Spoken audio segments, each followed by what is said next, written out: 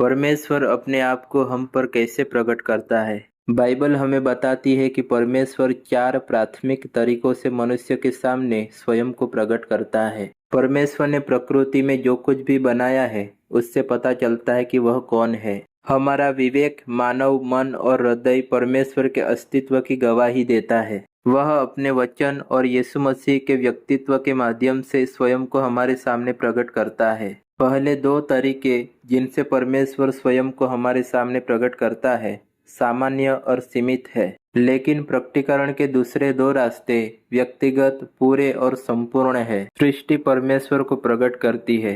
पौलुस ने रोमियो 1:19-20 में कहा कि संसार की रचना के बाद से ही परमेश्वर ने अपने बारे में ज्ञान सभी लोगों के लिए स्पष्ट कर दिया है। वे परमेश्वर के विषय में सच्चाई जानते हैं क्योंकि उसने उन्हें प्रत्यक्ष कर दिया है। क्योंकि जब से जगत की रचना हुई तब से मनुष्यों ने पृथ्वी और आकाश को देखा है। परमेश्वर ने जो कुछ बनाया है उसमें वे उसके अनदेखे गुणों, उसकी सनातन सामर्थ्य और परमेश्वरत्व को स्पष्ट रूप से देख सकते हैं। सो परमेश्वर को न जानने का उनके पास कोई बहाना नहीं है। मनुष्य चारों ओर की सुंदरता और वैभव को देख सकते हैं और पहचान सकते हैं कि ये निर्मित चीजें ईश्वर के अस्तित्व की गवाही देती है, जो ब्रह्मांड का सर्वशक्तिमान निर्माता है। पौल के अनुसार ईश्वर ने सृष्टि के माध्यम से अपनी शाश्वत शक्ति और दिव्य गुणों के बारे में पर्याप्त अंतर्दृष्टि प्रदान की है ताकि कोई भी उसके अस्तित्व को न जानने का बहाना न बना सके। भजन संहिता 19:1-4 में घोषणा की गई है, आकाश ईश्वर की महिमा का बखान करता है, आकाशमंडल उसकी कारीगरी को प्रदर्शित करता है। दिन पर दिन वे बोलते रहते हैं, रात पर रात वे उसे प्रकट करते हैं। वे बिना किसी ध्वनि या शब्द के बोलते हैं, उनका शब्द कभी सुनाई नहीं देता, फिर भी उनका संदेश पूरी पृथ्वी पर और उनके शब्द पूरी दुनिया में पहुंच गए हैं। पवित्र शास्त्र यह भी संकेत देता है कि सृष्टि में ईश्वर का प्रकटीकरण केवल एक छोटी सी झलक है, एक छोटी सी फुसफुसाहट कि वह कौन है और वह मनुष्यों द्वारा कैसे पहचाना जाना चाहता है। वह अपने घने बादलों में जल को बांधता है और बादल उनके नीचे नहीं फटता। वह पूर्णिमा के मुख को ढक देता है और उस पर अपना बादल फैलाता है।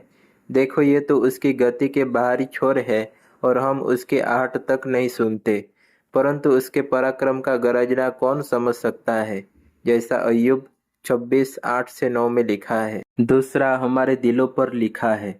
बाइबल कहती है कि परमेश्वर ने सुसमाचार का संदेश सुनने से पहले ही मनुष्यों के दिलों पर अपनी व्यवस्था की छाप लगाकर उनके विवेक में अपने अस्तित्व को प्रकट किया है।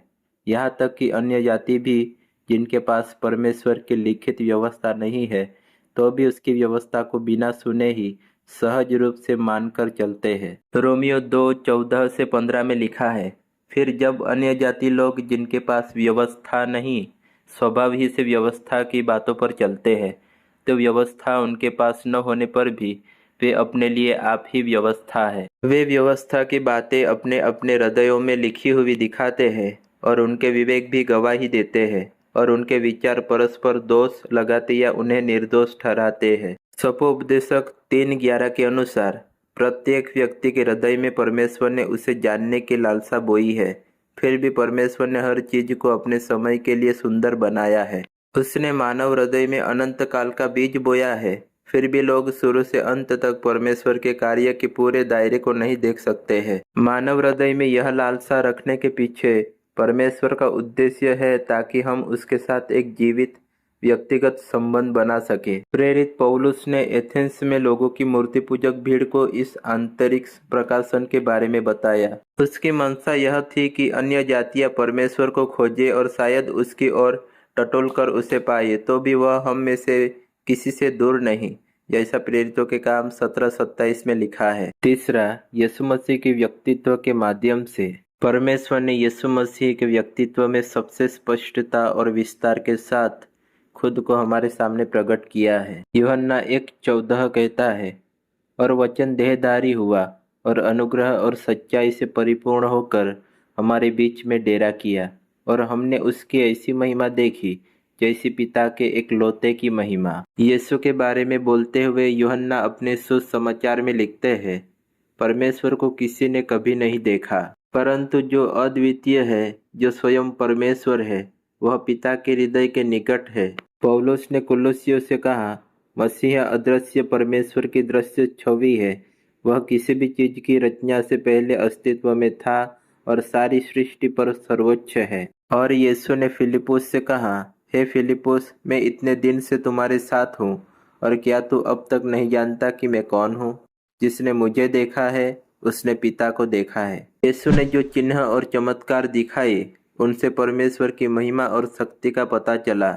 जिस तरह से उसने जीवन जिया, जो चमत्कार उसने किए और उसकी शिक्षाएं और दृष्टांत सभी ने दिखाया कि पिता हमारी कितनी परवाह करता है। पिता को जानने और उसके साथ संबंध रखने का तरीका पुत्र को जानना है, जो स्वयं परमेश्वर के प्रकाशन की परिपूर्णता है, जैसा गलातियों 4:4-5 में लिखा है। चौथा, परमेश्वर के वचन के माध्यम से।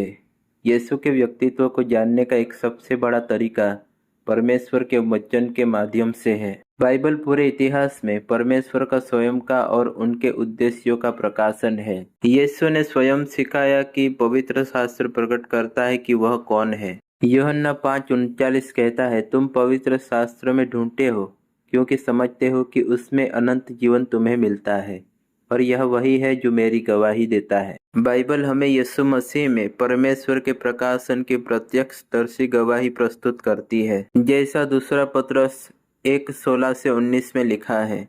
उत्पत्ति से लेकर प्रकाशित वाक्य तक पवित्र शास्त्र परमेश्वर का स्वयं का प्रकाशन है, जिसे सभी पढ़ और समझ सकते हैं। बहुत से लोग इस तथ्य को स्वीकार कर सकते हैं कि परमेश्वर है, लेकिन परमेश्वर चाहता है कि हम उसे करीब से जानें, उसके साथ घनिष्ठ संगति में अनंत काल तक रहे। आमीन।